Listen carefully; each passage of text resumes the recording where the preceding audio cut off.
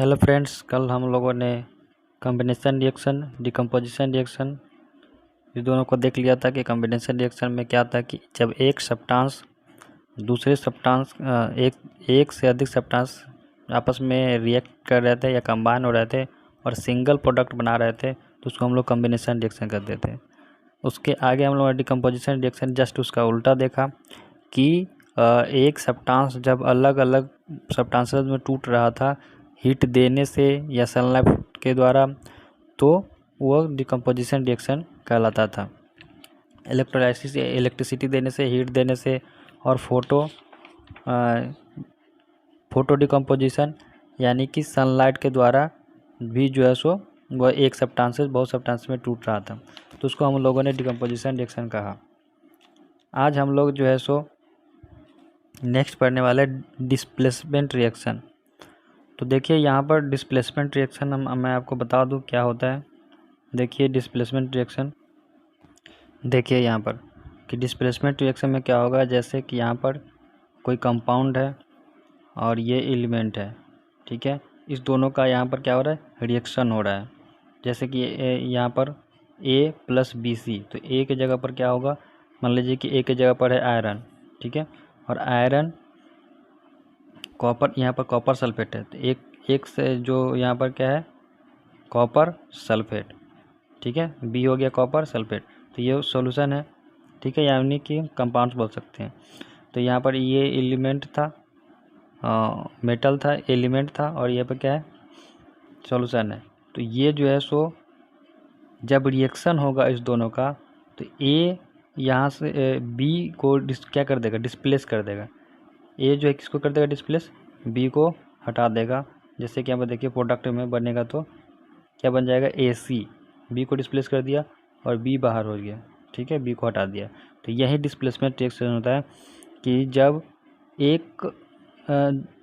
एक कंपाउंड का रिएक्शन एक एलिमेंट के साथ यहाँ पर हो रहा है तो वह डिस्प्लेस कर दे कंपाउंड्स के एलिमेंट को। जो कंपाउंड्स के एलिमेंट को तभी डिस्प्लेस कर पाएगा जब वो हाईली रिएक्टिव होगा, जो जितना रिएक्टिव होगा वो उसको डिस्प्लेस कर देगा, ठीक है।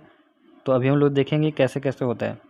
तो यहाँ पर बन जाएगा AC और B जो है सो बाहर चला गया। बन समझ में आ रहा है कि एक ही डिस्प्लेस कर देते, ये हो गया डिस्प्लेसमेंट रिएक्शन। अभी आगे हम लोग देखेंगे। देखिए यहाँ पर डिस्प्लेसमेंट रिएक्शन में यहाँ पर एक एक्टिविटी दिया गया है। एक्टिविटी में दिया गया है कि आप जो सो 3 आयरन नील लीजिए। क्या कीजिए, 3 आयरन का नेल लीजिए, क्या बोलते हैं, कांटी उसको, ठीक है।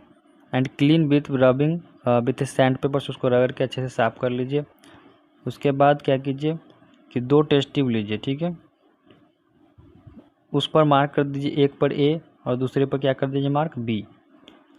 अब क्या करना है कि प्रत्येक टेस्ट ट्यूब में 10 ml कॉपर सल्फेट सोल्यूशन लेना है। क्या लेना है, कॉपर सल्फेट सोल्यूशन लेना है, ठीक है। कॉपर सल्फेट सोल्यूशन यानी CuSO4 का सोल्यूशन लेना है, कॉपर सल्फेट का एक्वस सोल्यूशन, ठीक है, उसी को एक्वस बोलते हैं। सोल्यूशन ले लिया हम लोगों ने 10 ml दोनों में। अब क्या करना है कि 2 आयरन नेल्स को धागे के साथ इस तरीके से बांध दीजिए, ठीक है, इस तरीके से बांध दीजिए धागे के साथ।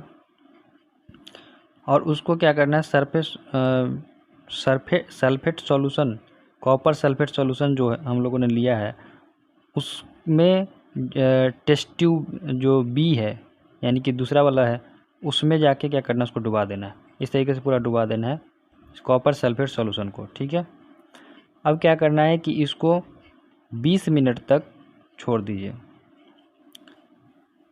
अब उसके बाद क्या कीजिए, एक जो टेस्ट ट्यूब बचा उसको अलग कर लीजिए, हटा लीजिए। एक आयरन नेल को भी अलग कर लीजिए, ठीक है। तो 3 लिया ना हमने, 2 टेस्ट ट्यूब और एक आयरन नेल। तो एक में डुबाया 2 नेल को और एक वाले को अलग रखा है। 20 मिनट बाद आयरन नेल्स को क्या कीजिए, उसको बाहर निकाल लीजिए, आयरन नेल्स को कॉपर सल्फेट सोल्यूशन से बाहर निकाल लीजिए।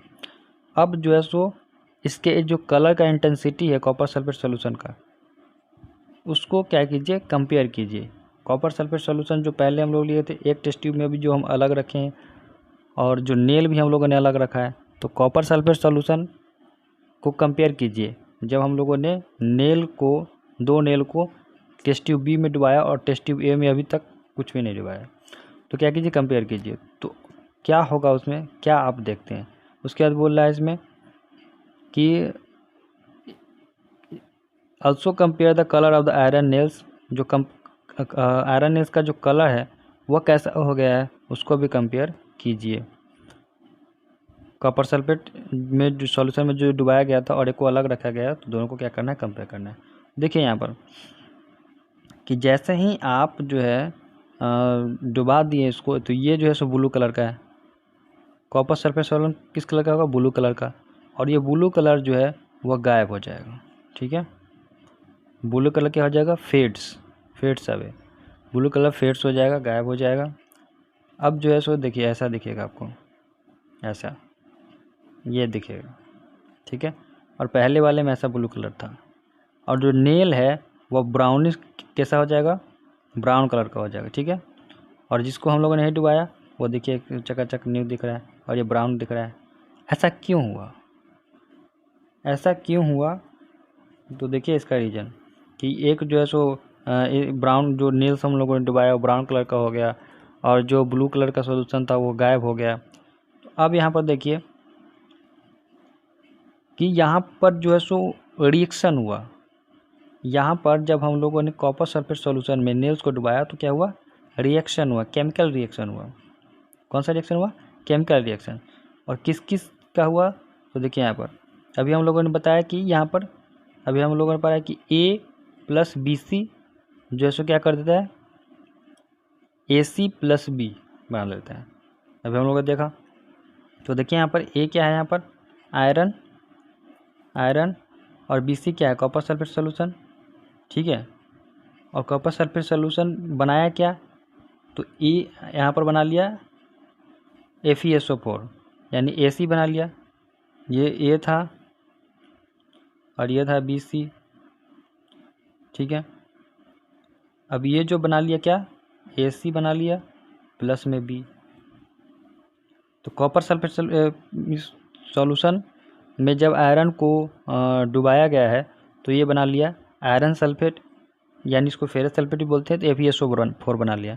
तो यहाँ पर प्लस Cu, ठीक है, Cu तो रहेगा उसमें, तो है गायब तो होने वाला है नहीं।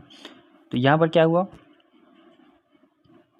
कि आयरन जो है वह डिस्प्लेस कर दिया, किसको, डिस्प्लेस करना या हटाना, रिमूव करना फ्रॉम दूसरे एलिमेंट को, जो कॉपर है उसको क्या कर दिया, वो हटा दिया।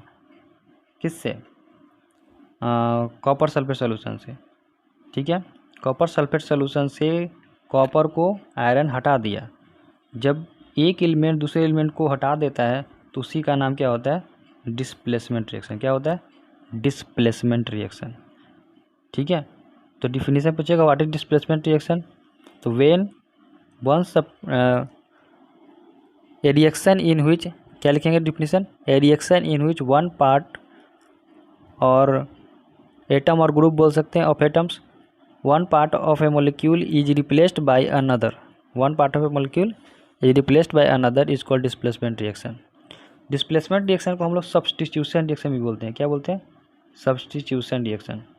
ठीक है, सब्स्टिट्यूट का मतलब भी होता है हटाना, तो इसको हम लोग सब्स्टिट्यूशन रिएक्शन भी बोलते हैं, सब्स्टिट्यूशन रिएक्शन। ठीक है,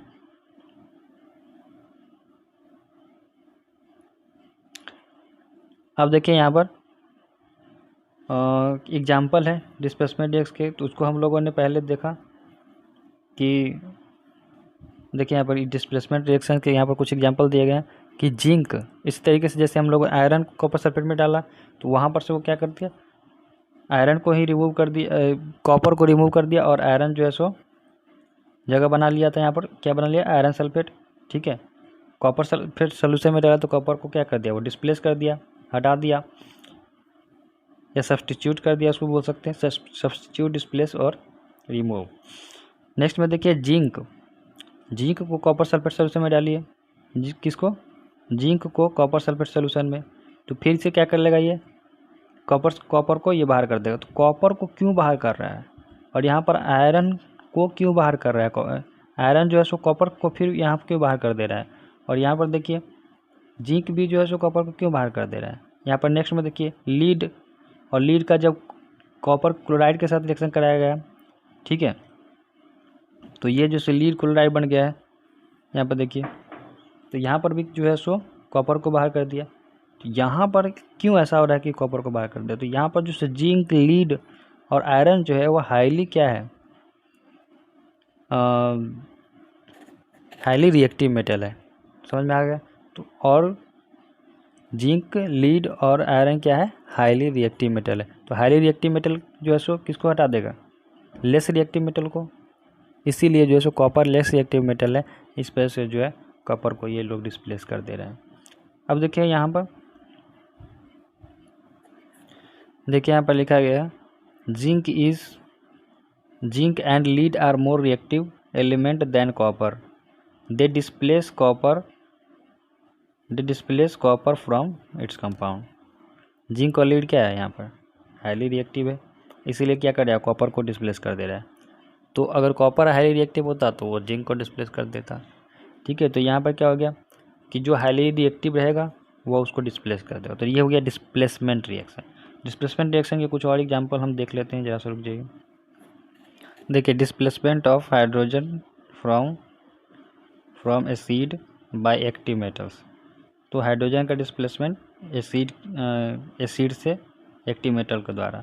तो देखिए यहाँ पर एग्जाम्पल है जैसे KBr प्लस Cl2।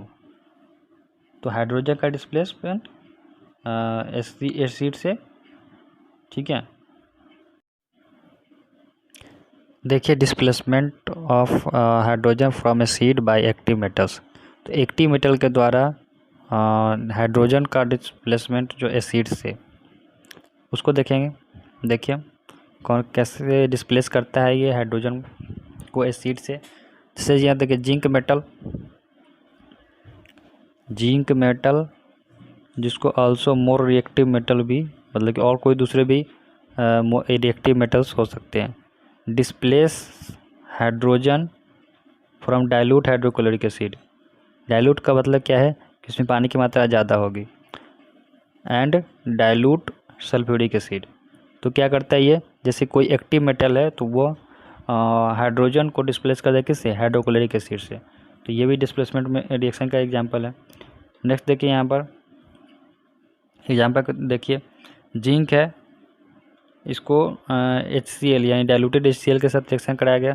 तो ये जो है सो जिंक हाइड्रोजन को क्या कर दिया, डिस्प्लेस कर दिया। यहाँ पर देखिए HCl था, इसको डिस्प्लेस करके क्या बनेगा, ZnCl2, और हाइड्रोजन को क्या कर दिया बाहर। जिंक यहाँ पर डाइल्यूटेड H2SO4 सल्फ्यूरिक एसिड है, तो यहाँ पर जिंक जो है सो हाइड्रोजन को डिस्प्लेस कर दिया और बना लिया ZnSO4, और यहाँ पर देखिए हाइड्रोजन को बाहर कर दिया। तो ये भी क्या था कि किस तरीके से डिस्प्लेसमेंट किया, आप लोगों ने देख लिया। अब नेक्स्ट हम लोग देखते हैं। देखिए नेक्स्ट है डबल डिस्प्लेसमेंट रिएक्शन, यानी कि अब यहाँ पर दो एलिमेंट्स का डिस्प्लेसमेंट होगा। तो देखिए कैसे होगा, यानी कि यहाँ पर एक एक्टिविटी दिया गया 1.10। तो इसमें बोल रहा है कि सोडियम सल्फेट के 3 ml सोडियम सल्फेट लीजिए एक टेस्ट ट्यूब में। एक टेस्ट ट्यूब में क्या करना है, 3 ml सोडियम सल्फेट लेना है। उसके बाद एक और टेस्ट ट्यूब लीजिए, 2 टेस्ट ट्यूब लेना है। एक ये देखिए, एक टेस्ट ट्यूब ये, एक टेस्ट ट्यूब ये, 2 टेस्ट ट्यूब लेना है। एक में क्या करना है, सोडियम सल्फेट का सोल्यूशन लेना है, दूसरे में 3 ml बेरियम क्लोराइड का सोल्यूशन लेना है। तो इसमें देखिए यहाँ पर बेरियम क्लोराइड का सोल्यूशन इस वाले में और सोडियम सल्फेट का सोल्यूशन इस वाले में। अब क्या करना है इसमें कि दोनों को क्या कर देना, मिला देना है, मिक्स कर देना है। देखिए जैसे ये इसमें मिला रहा है, मिक्स कर रहा है, तो ऐसे हमको क्या करना है, मिक्स कर देना है। तो जब मिक्स करेंगे तो हम ऑब्जर्व क्या करेंगे, तो ऑब्जर्व यही करेंगे, एक वाइट सब्सटेंस बनेगा जो पानी में इनसॉल्युबल है। दोनों को जैसे मिलाएंगे तो क्या होगा, वहाँ पर वाइट सब्सटेंस फॉर्म होगा प्रोडक्ट के रूप में, जो पानी में क्या है, इनसॉल्युबल है, वाटर में, ठीक है। तो इनसॉल्युबल सब्सटेंस जो बना उसी का वो जो वाइट सब्सटेंस दिख रहा है आपको, इनसॉल्युबल सब्सटेंस दिख रहा है, वही क्या है, प्रेसिपिटेट है। क्या है, प्रेसिपिटेट। तो वाइट सब्सटेंस जब दो सॉल्यूशन को रिएक्शन कराने पर बना और जो वाटर में इनसॉल्युबल है, उसी का नाम क्या हो गया, प्रेसिपिटेट। अब देखिए यहाँ पर एग्जांपल को, अब यहाँ सॉरी यहाँ पर जो रिएक्शन बनेगा इस दोनों को बेरियम क्लोराइड और सोडियम सल्फेट, बेरियम क्लोराइड और सोडियम सल्फेट को मिलाने से जो यहाँ पर रिएक्शन बनेगा, किस तरीके से कौन किसको डिस्प्लेस कर रहा है उसको देखिए। यहाँ पर देखिए सोडियम सल्फेट का Na2SO4 और बेरियम क्लोराइड का BaCl2। अब जब इस दोनों को मिलाया गया तो बन गया BaSO4, Ba यानी बेरियम सल्फेट। तो देखिए यहाँ पर बेरियम सल्फेट, तो ये B जो है, बेरियम जो है डिस्प्लेस कर दिया है यहाँ पर सोडियम को।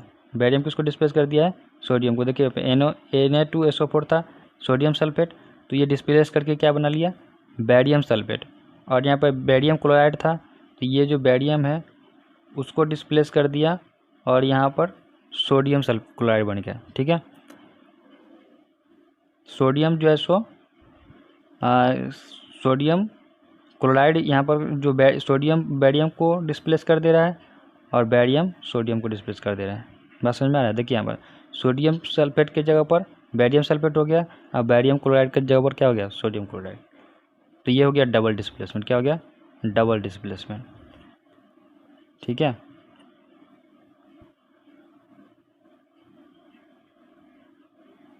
डबल डिस्प्लेसमेंट, दो बार डिस्प्लेसमेंट हुआ है, इसीलिए हमको क्या बोला जा रहा है, डबल डिस्प्लेसमेंट। चलिए नेक्स्ट देखते हैं। तो ऐसा होने का क्या कारण था, ऐसा होने का क्या कारण था, तो यहाँ पर वाइट प्रेसिपिटेट जो बेरियम सल्फेट बना, तो वहाँ पर रिएक्शन हुआ किसका, SO4 2- और Ba2+, यानी कि SO4 2- और Ba2+। ठीक है, Ba2+। तो यहाँ पर जो है सो रिएक्शन किसका हुआ, SO4 2- और Ba2+, जिसके वजह से क्या हो गया, वाइट प्रेसिपिटेट बना। तो वाइट प्रेसिपिटेट Ba2+ और SO4 2- जो है यानी बेरियम सल्फेट BaSO4। ठीक है, इसको जब तोड़ेंगे तो क्या बनेगा, SO4 2- और Ba2+।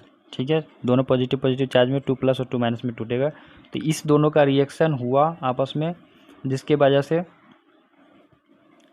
इस दोनों के वजह से क्या हुआ, वाइट प्रेसिपिटेट बन गया, बेरियम सल्फेट का एक प्रेसिपिटेट बन गया। ठीक है, क्योंकि इस दोनों को मिलने से क्या बनता है, बेरियम सल्फेट, बेरियम को और सल्फेट को मिलने से क्या बनेगा, प्रेसिपिटेट बनेगा। यहाँ पर दोनों मिल गए तो यहाँ पर वाइट प्रेसिपिटेट बन गया। ठीक है, अब देखिए यहाँ पर such reaction in which there is an exchange of ions between reactants, ऐसे रिएक्शंस जिसमें आयंस का एक्सचेंज हो, ऐसे रिएक्शन जिसमें क्या हो, आयंस का एक्सचेंज हो दो रिएक्टेंट के बीच, उसको हम लोग क्या बोलेंगे, डबल डिस्प्लेसमेंट रिएक्शन। बात समझ में आया, कि आयंस के बीच क्या हो, एक्सचेंज हो, रिएक्टेंट के आयंस के बीच में एक्सचेंज हो, उसको हम लोग क्या बोलेंगे, डबल डिस्प्लेसमेंट रिएक्शन। अब देखिए यहाँ पर एक्टिविटी 1.2 को याद कीजिए। चलिए एक्टिविटी 1.2 पर चलते हैं। यहाँ पर दिया हुआ है कुछ क्वेश्चन आपको पहले पढ़िए कि आपने वहाँ पर लीड सेकेंड नाइट्रेट को मिलाया पोटेशियम आयोडाइड के साथ, तो उसका कलर क्या था, उसके वहाँ पर भी प्रेसिपिटेट बना था, तो उसका कलर क्या था और उसका जो कंपाउंड प्रेसिपिटेट बना है उसका नाम बताना है। उसके बाद बैलेंस केमिकल फार्मूला लिखना है उस रिएक्शन के लिए जो वहाँ पर बना था, और क्या यह डबल डिस्प्लेसमेंट रिएक्शन था या नहीं था इसको बताना था। तो हम चलते हैं एक्टिविटी 1.2 पर। पहले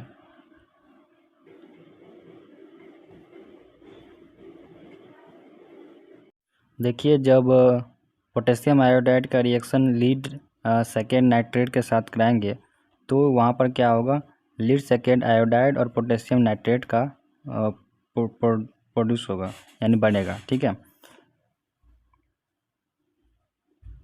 क्या बनेगा, लीड सेकेंड आयोडाइड और पोटेशियम नाइट्रेट।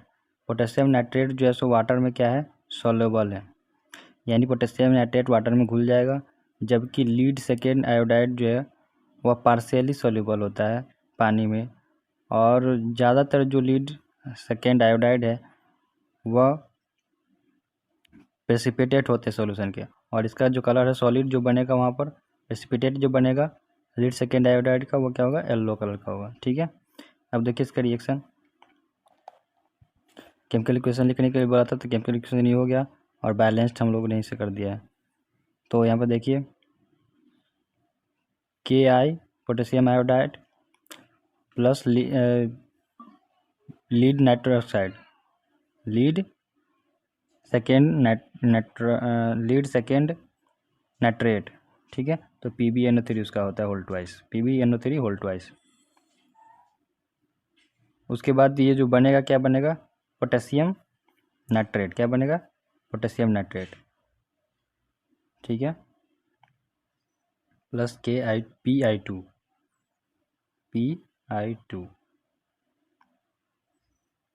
ठीक है, तो अब इसमें एक क्वेश्चन और पूछा था कि क्या यह जो रिएक्शन है वह डबल डिस्प्लेसमेंट है या नहीं है। तो देखिए यहाँ पर पोटेशियम जो है वह लीड को डिस्प्लेस कर दे रहा है। देखिए यहाँ पर लीड नाइट्रेट था, यहाँ पर लीड सेकेंड नाइट्रेट, तो यहाँ पर क्या हो गया, पोटेशियम नाइट्रेट। तो ये क्या है, डिस्प्लेसमेंट रिएक्शन है। ठीक है, और उसके बाद देखिए आयोडीन जो है वह क्या किया यहाँ पर भी PI2। तो यहाँ पर भी क्या हो गया, आयोडीन डिस्प्लेस कर दिया है किसको, जैसे यहाँ पर पोटेशियम आयोडाइड था तो यहाँ पर क्या हो गया, लीड आयोडाइड। तो यहाँ पर लीड जो है वहाँ पर डिस्प्लेस कर दिया, तो पोटेशियम की जगह पर लीड हो गया और लीड की जगह पर पोटेशियम हो गया। तो ये जो है सो डबल डिस्प्लेसमेंट रिएक्शन का एग्जाम्पल होगा। ठीक है, डबल डिस्प्लेसमेंट रिएक्शन का एग्जाम्पल होगा।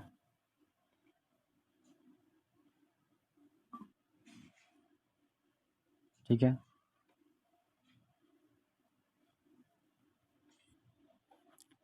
चलिए नेक्स्ट देखते हैं। देखिए यहाँ पर नेक्स्ट रिएक्शन जो है वह दिया है ऑक्सीडेशन एंड रिडक्शन रिएक्शन। ठीक है, कि ऑक्सीडेशन रिडक्शन रिएक्शन क्या होता है, इसको हम लोग देखते हैं। तो देखिए यहाँ पर एक एक्टिविटी दिया गया है कि इसमें बोला गया है कि चाइना डिश में आप 1 ग्राम कॉपर पाउडर रख दीजिए। क्या, कॉपर का पाउडर इसमें रख दिया गया। अब इसको हीट किया जा रहा है स्टैंड पर, ये स्टैंड पर रख करके, ये जो है इसका नाम वायर गॉज है, उसके ऊपर रख दिया गया और उसको क्या किया जा रहा है, हीट। जब चाइना, तो क्या करेंगे, इसको बर्नर के थ्रू इसको गर्म करेंगे, किसको, कॉपर पाउडर को। ठीक है, अब देखिए यहाँ पर एक चीज़ लिखा गया। अब क्या ऑब्जर्व कर रहे हैं, कॉपर पाउडर को गर्म करने के बाद क्या ऑब्जर्व कर रहे हैं उसको देखिए। तो जो कॉपर पाउडर का सरफेस है वह क्या हो जाएगा, coated with black copper second oxide. ठीक है, तो ब्लैक कॉपर ऑक्साइड से क्या हो जाएगा, कोटेड हो जाएगा वो, जो उसको गर्म करेंगे तो ऐसा वो ब्लैक जो है सो क्यों हुआ, ब्लैक सब्सटेंस क्यों बना। तो देखिए वहाँ पर ब्लैक सब्सटेंस इसलिए बना कि this is because oxygen added to the copper and copper oxide is form. तो क्या हुआ वहाँ पर, ऑक्सीजन जो है वो ऐड हो गया और जिसके वजह से वहाँ पर क्या हो गया, कॉपर ऑक्साइड बन गया। ठीक है, तो यहाँ पर देखिए इसको रिएक्शन के तरफ लिखा जाए कि कौन सा रिएक्शन हुआ, कॉपर का रिएक्शन जो है सो ऑक्सीजन के साथ हुआ, ऑक्सीजन ऐड हो गया कॉपर के साथ, तो क्या बना लिया, कॉपर ऑक्साइड। ठीक है, हीट जब उसको दिया गया तब। अब देखिए यहाँ पर अगर if hydrogen gas is pass over this heated material, अगर कॉपर ऑक्साइड CuO से अगर कॉपर ऑक्साइड जो है उससे हाइड्रोजन को पास कराया जाए तो क्या होगा, तो black coating on the surface turns brown.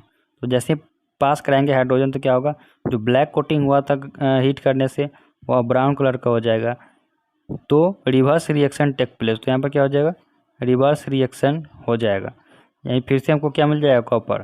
तो यहाँ पर ये जो है कि कॉपर में ऑक्सीजन ऐड किया तो कॉपर ऑक्साइड बन गया और वो रेड कलर का हो गया, ब्लैक कलर का, सॉरी रेड नहीं, ब्लैक कलर का हो गया। और फिर से जब इसको क्या किया गया, हाइड्रोजन के पास कराया गया, तो ब्लैक कोटिंग जो सरफेस के ऊपर हुआ था वह रिवर्स हो करके और फिर से हमको क्या मिल गया, कॉपर मिल गया, यानी कि ब्लैक कोटिंग वह हट जाएगा, अब ब्राउन कलर का हो जाएगा, और ये ब्राउन कलर का था कॉपर का पाउडर। ठीक है, तो यहाँ पर देखिए, अगर if substance gain oxygen during reaction it said to be oxidised, जब सब्सटेंस जो है ऑक्सीजन गेन करता है रिएक्शन के दौरान तो उसको हम लोग बोलते हैं कि वह सब्सटेंस ऑक्सीडाइज हो गया है। ठीक है, अगर सब्सटेंस ऑक्सीजन लूज कर देता है रिएक्शन के दौरान तो उसको बोलते हैं कि वो रिड्यूस्ड हो गया है। ठीक है, कॉपर सेकेंड ऑक्साइड जो है वह क्या किया, ऑक्सीजन का लूज किया है, और वह इसीलिए वो क्या हो जाएगा, रिड्यूस्ड हो जाएगा। ठीक है, ऑक्सीजन का जो लॉस करेगा उसको बोलेंगे रिड्यूस, और जो ऑक्सीजन को गेन करेगा उसको बोलेंगे ऑक्सीडाइज। जैसे पर देखिए कॉपर का ऑक्सीजन के साथ रिएक्शन हुआ, यहाँ पर कॉपर ऑक्साइड बना, तो ये क्या हो गया, ऑक्सीडाइज हो गया। अब इस वाले में ऑक्सीडाइज हो गया, इस वाले में देखिए कॉपर है ऑक्साइड जो है उसके हाइड्रोजन के साथ रिएक्शन कराया गया, तो क्या है, ये कॉपर ये ऑक्सीजन अपना लूज कर दिया, यहाँ से कॉपर ऑक्साइड था वो ख़त्म हो गया, कॉपर बन गया, तो क्या हो जाएगा यहाँ पर ये, तो क्या हो जाएगा कि वहाँ पर वो क्या हो जाएगा, जैसे कि तो कॉपर ऑक्साइड जो है सो ऑक्सीजन रिलीज को क्या कर दिया, वो लूज कर दिया, मतलब लॉस कर दिया, तो यहाँ पर क्या बन गया, कॉपर सिर्फ बचा हुआ है। ठीक है, तो ये क्या हो जाएगा, ये हो जाएगा रिड्यूस्ड। ठीक है, तो अगर यहाँ पर ये हो जाएगा ऑक्सीडाइज और ये हो जाएगा रिड्यूस्ड, ये हो जाएगा ऑक्सीडाइज। ठीक है, यहाँ पर देखिए इन अदर वर्ड्स में हम कह सकते हैं कि one reactant gets oxidised while the other gets reduced. अगर एक रिएक्शन जो है सो ऑक्सीडाइज होगा और दूसरा जो है रिड्यूस्ड होगा रिएक्शन के दौरान, तो वैसे रिएक्शन को हम लोग क्या बोलते हैं, ऑक्सीडेशन रिडक्शन रिएक्शन, क्या बोलते हैं, ऑक्सीडेशन रिडक्शन रिएक्शन, और रिडॉक्स रिएक्शन भी बोलते हैं। जैसे रिडॉक्स रिएक्शन, यहाँ पर एग्जांपल देखिए, कॉपर ऑक्साइड में हाइड्रोजन को ऐड किया गया, तो क्या है, हीट दे करके, हीट जैसे ही दिए तो क्या हो गया, फिर से आपको कॉपर मिल गया, और यहाँ पर हाइड्रोजन, तो यहाँ पर कॉपर जो है वह अपना ऑक्सीजन लूज कर दिया है, तो यहाँ पर क्या हो गया, रिडक्शन, और यहाँ पर हाइड्रोजन जो है क्या किया, ऑक्सीजन को गेन कर लिया है, ये हो गया ऑक्सीडेशन। ठीक है, तो एक ही रिएक्शन के दौरान ऑक्सीडेशन और रिडक्शन दोनों हुआ, इसका नाम हो जाएगा रिडॉक्स रिएक्शन, रिडॉक्स रिएक्शन। ठीक है, और ऑक्सीडेशन रिडक्शन रिएक्शन भी इसको बोल देंगे। देखिए कुछ और एग्जांपल यहाँ पर रिडॉक्स रिएक्शन के दिए गए हैं, जैसे में देखिए zinc oxide plus carbon, zinc plus carbon monoxide, sorry carbon monoxide. ठीक है, CO उसको बोलते हैं कार्बन मोनोऑक्साइड, CO2 को कार्बन डाइऑक्साइड। तो क्या हो गया यहाँ पर देखिए कि जिंक ऑक्साइड जो है वो ऑक्सीजन को क्या कर रहा है, लूज कर रहा है, तो यहाँ पर क्या हो जाएगा, रिडक्शन, और कार्बन जो ऑक्सीजन को गेन कराया तो क्या हो जाएगा, ऑक्सीडेशन। ठीक है, नेक्स्ट देखिए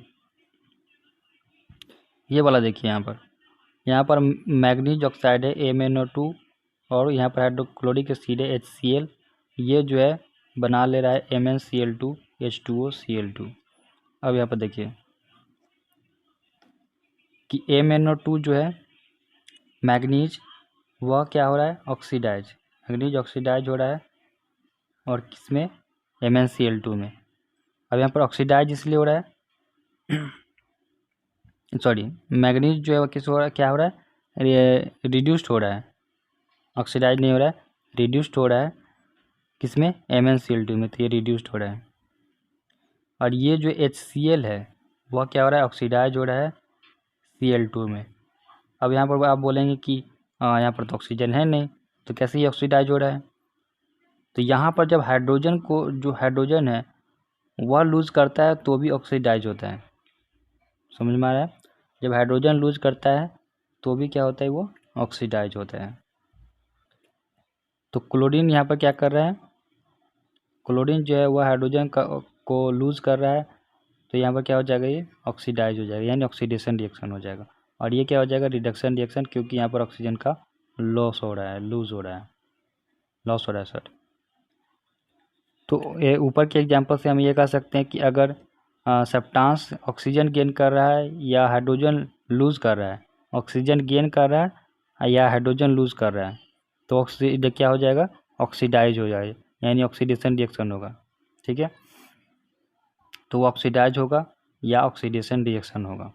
अगर सब्सटेंस जो है वो ऑक्सीजन को लूज़ कर रहा है और हाइड्रोजन को गेन कर रहा है तो क्या हो जाएगा, वो रिडक्शन रिएक्शन हो जाएगा। अभी देखिए हम लोग कि हाइड्रोजन को वो क्लोरीन जो है सो लूज़ कर रहा था तो क्या हो रहा था, वो ऑक्सीडाइज।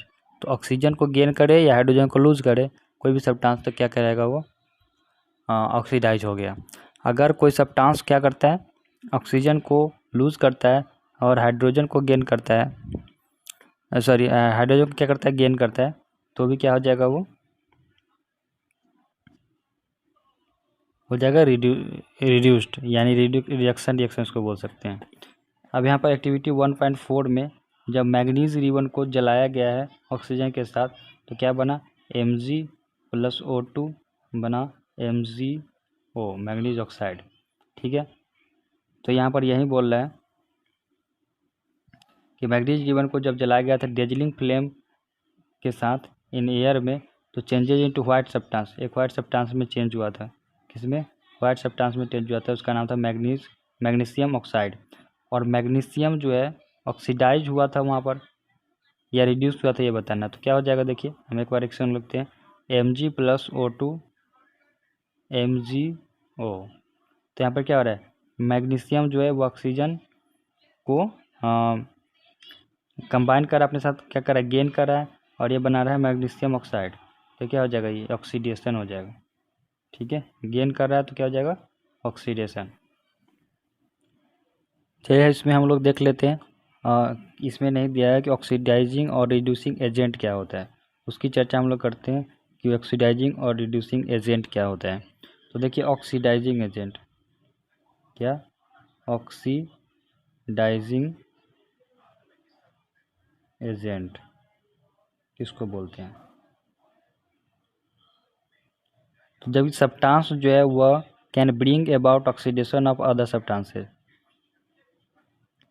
सब्सटेंस जो दूसरे सब्सटेंस के, एक सब्सटेंस जो दूसरे सब्सटेंस के ऑक्सीडाइजिंग के बारे में लाता है उसको हम लोग ऑक्सीडाइजिंग एजेंट कहते हैं।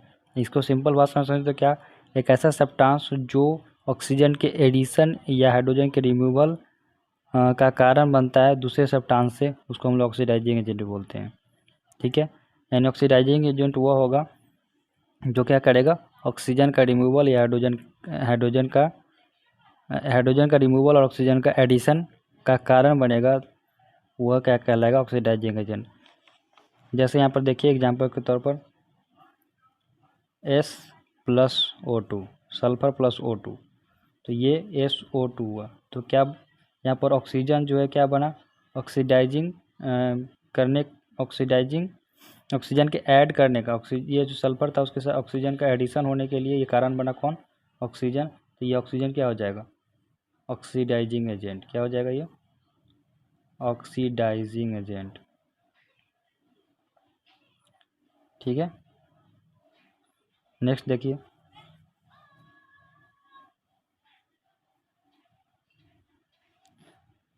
तो ऑक्सीडाइजिंग एजेंट समझ में आएगा क्या क्या होता है। तो हम लोग कुछ यहाँ पर कुछ एग्जांपल लिख दे रहे हैं ऑक्सीडाइजिंग एजेंट के। देखिए O2 यानी oxygen, O3 ozone, H2O2 hydrogen peroxide, chlorine Cl2, nitric acid HNO3, concentrated sulphuric acid H2SO4,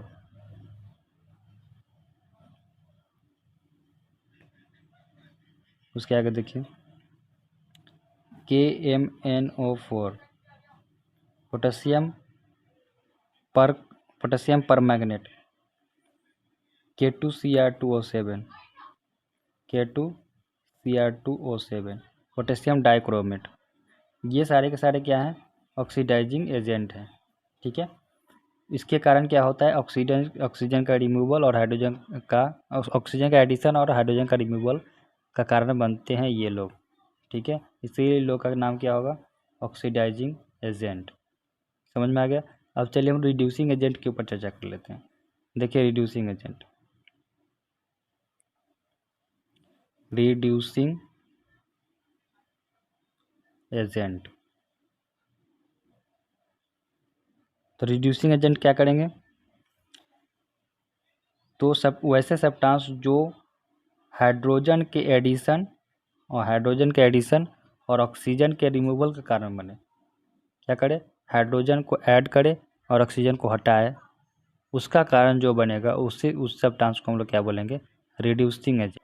तो रिड्यूसिंग एजेंट का एग्जांपल देखिए, जैसे कार्बन प्लस जिंक मोनोऑक्साइड, ये बनाएगा carbon monoxide plus zinc.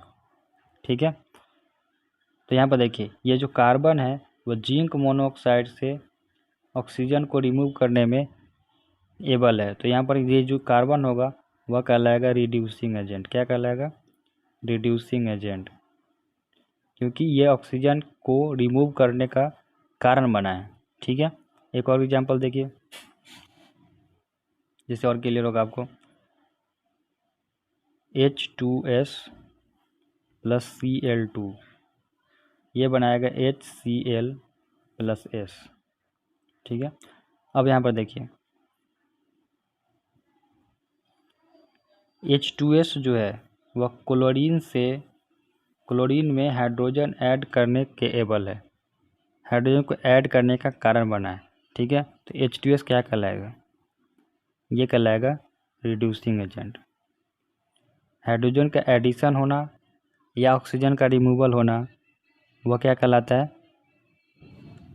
Oxidising कहलाता है, रिड्यूसिंग एजेंट।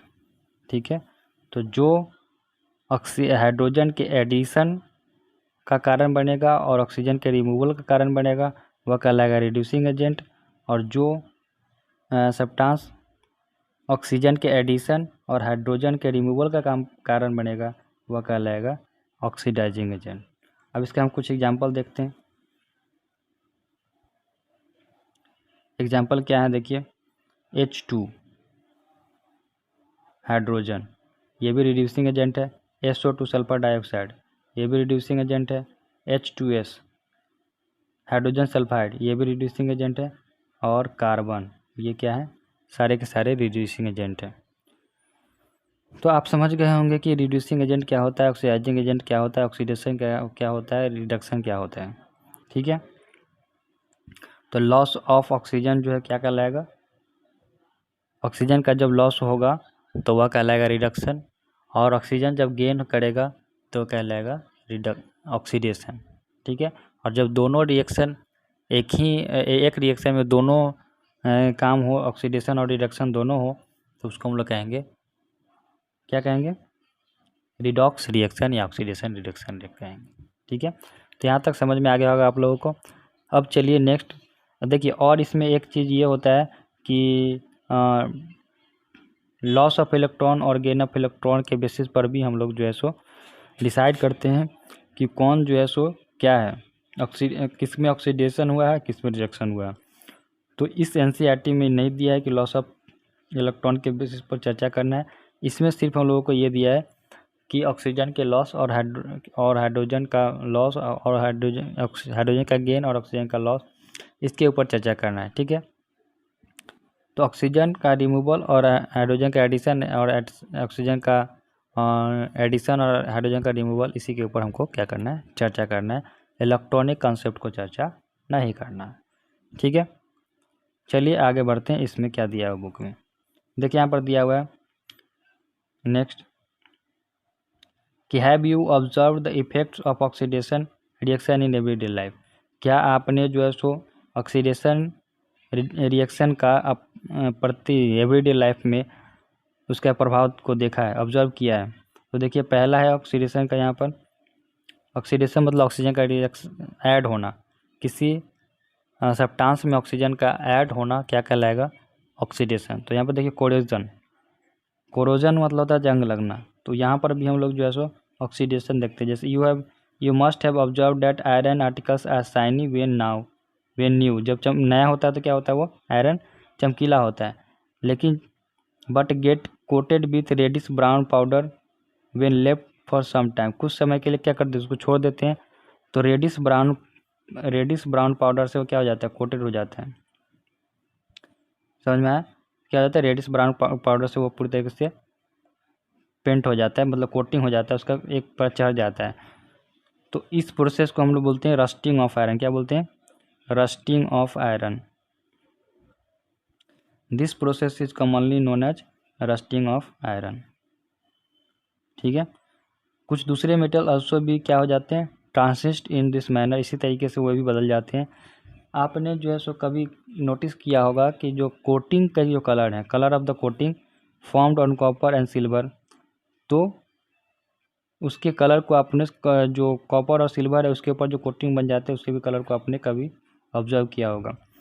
जब when a metal is attacked by substances around it such as moisture, acid, etc, जब एक मेटल जो है वह किसी दूसरे सब्सटेंस के द्वारा अटैक किया जाता है, जैसे मॉइस्चर, एसिड, ये सब जब मेटल के ऊपर अटैक करता है यानी तो क्या होता है, it is said to corrode and this process is called corrosion.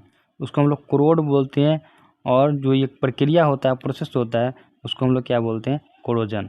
तो पूछेगा डेफिनेशन, व्हाट इज कोरोड, क्या पूछेगा, व्हाट इज कोरोड। तो when a metal is attacked by substances around it such as moisture, acid, etc, it is said to be corrode and this process is called corrosion। corrosion पूछेगा तो इसके आगे एक line लिखेंगे। black coating on silver and the green coating on copper are the example of corrosion। corrosion का जो अच्छा सा एग्जाम्पल हो क्या है, सिल्वर के ऊपर black coating, black coating on silver के ऊपर ब्लैक कोटिंग और कॉपर के ऊपर green coating.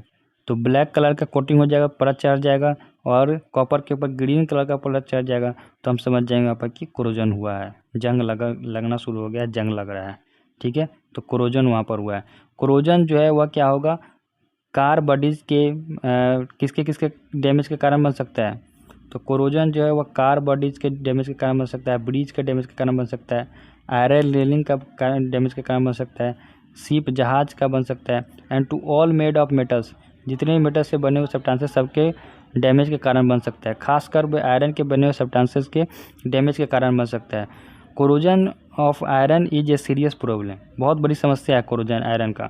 Every year an enormous amount of money, देखिए यहाँ पर लिखा है, every year enormous amount of money is spent to replace damage iron. Damage iron को हटाने के लिए बहुत सारे पैसे लगते हैं। ठीक है, you will learn more about corrosion in chapter 3। Chapter 3 में हम लोग क्या करेंगे, कोरोजन के बारे में और अच्छे से पढ़ेंगे। नेक्स्ट एवरीडे लाइफ में यूज होने वाला कौन सा है, रैंसिडिटी। ठीक है, रैंसिडिटी को देखिए क्या होता है, देखिए रैंसिडिटी को हम लोग क्या बोलते हैं, विकृत गंधिता। विकृत गंधिता यानी बहुत अलग अलग गंध वाले। अब जैसे इसमें देखिए, हैव यू एवर टेस्टेड और स्मेल्ड द फैट और oil containing food materials left for a long time, कि आपने क्या किया होगा, टेस्ट किया होगा या स्मेल किया होगा वो फैट या तेल वाले ऑयल कंटेनिंग जो मटेरियल्स है, फूड मटेरियल्स, लंबे समय तक अगर क्या किया जाए, छोड़ दिया जाए। तो when fat and oils are oxidise, जब फैट और ऑयल क्या होते हैं, ऑक्सीडाइज हो जाते हैं।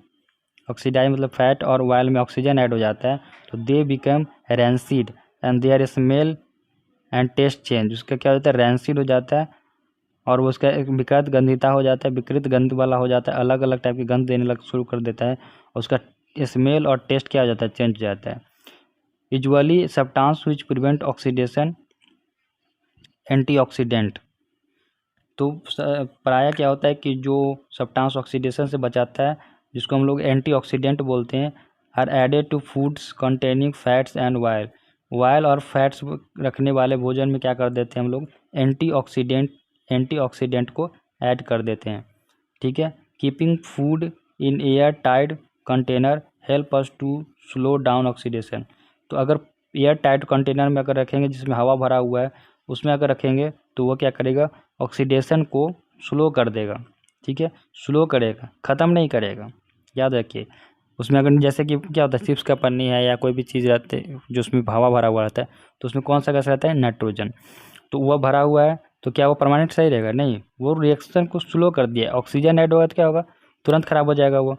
ऑक्सीजन में छोड़ देंगे उसको, तुरंत उससे सेंट ट्रांसफर हो जाएगा। उसमें जो है सो एंटीऑक्सीडेंट नाइट्रोजन डाल दिया N2, तो ये क्या करेगा, रिएक्शन को स्लो कर देगा। तो इसीलिए जो है सो उस फूड आइटम्स के ऊपर क्या लिखा रहता है, एक्सपायरी डेट लिखा हुआ रहता है। ठीक है, तो यह क्या करेगा, स्लो डाउन कर देगा ऑक्सीडेशन को, क्या करेगा, ऑक्सीडेशन स्लो कर देगा। तो do you know that chips manufacture usually flush bags of chips with gas such as nitrogen to prevent the chips from getting oxidise. तो जैसे चिप्स का अभी बताया हम कि बैग होता है, उसमें क्या किया जाता है, नाइट्रोजन गैस भर दिया जाता है ताकि वो ऑक्सीडाइज होने से उसको बचाया जा सके। तो आप लोग समझ गए होंगे कि इस तरीके से डेली यूजेज में इसको लिया जाता है। तो आप लोगों ने देखा कि किस टाइप्स ऑफ रिएक्शंस कौन कौन से होते हैं। हम लोगों ने exothermic, endothermic, combination, decomposition, displacement, double displacement, oxidation, reduction, ये सारे के सारे हम लोगों ने टाइप्स को देख लिया। तो ऑक्सीडेशन में क्या होता है, सॉरी, इंडोथर्मिक में क्या होता है और एक्सोथर्मिक में क्या होता है। इंडोथर्मिक में हीट प्रोड्यूस होता है और एक्सोथर्मिक में सॉरी मैंने उल्टा बोल दिया। देखिए एक्सोथर्मिक रिएक्शन में क्या होता है कि हीट जो है वो बाहर निकलता है। एक्सोथर्मिक रिएक्शन में हीट रिएक्शन के दौरान बाहर निकलता है और इंडोथर्मिक रिएक्शन में हीट जो है सो उसमें देना पड़ता है, बाहर से उसको देना पड़ता है, तब जाके वो क्या होता है। जैसे डिकम्पोजिशन रिएक्शन में हीट को देना पड़ा था और कम्बिनेशन रिएक्शन में ये क्या हुआ था, हीट रिलीज हुआ था। तो वो क्या कहलाया, एक्सोथर्मिक रिएक्शन, और डिकम्पोजिशन वाला क्या कहला रहा था वहाँ पर, इंडोथर्मिक रिएक्शन। समझ में आ गया। जैसे कि नाइट्रोजन और ऑक्सीजन को हीट देंगे तो नाइट्रोजन मोनोऑक्साइड बनेगा, कार्बन और वाटर को हीट करेंगे तो कार्बन मोनोऑक्साइड बनेगा। अगर